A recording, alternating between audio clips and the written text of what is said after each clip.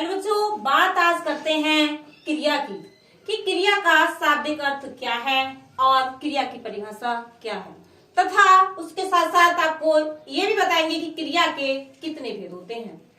तो सबसे पहले मैं आज बात करती हूँ क्रिया का शाब्दिक अर्थ कि क्रिया का शाब्दिक अर्थ क्या है।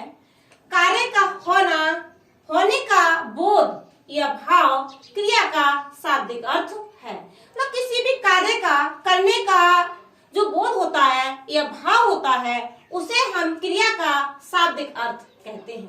अब हम बात करते हैं कि क्रिया की परिभाषा, जिसे बड़े ही सरल शब्दों में देखेंगे। जिन शब्दों से किसी कार्य के करने का या होने का पता चलता है उन्हें हम क्रिया कहते हैं। जैसे किसी कार्य को करने का या होने का बोध होता है, वहां पर हमारी क्रिया होती है, उसे हम क्रिया कहते हैं।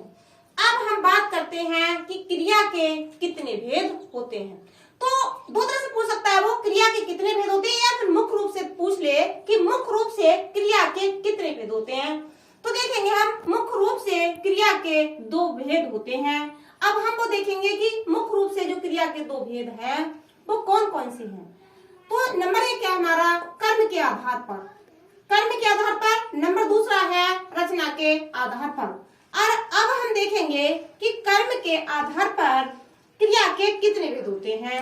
तो कर्म के आधार पर क्रिया के दो भेद होते हैं या फिर दो प्रकार होते हैं, जिसे देखेंगे कौन कौन से प्रकार हैं। नंबर एक सकर्मक क्रिया, नंबर दो अकर्मक क्रिया। अब हम बात करते हैं सकर्मक क्रिया कि सकर्मक क्रिया किसे कहते हैं और अकर्मक क्रिया किसे कहते हैं। सा शब्द से आगे सा लग जाए तो वह शब्द क्या हो जाता है, और छोटा लगने से वह शब्द हमारा क्या हो जाता है।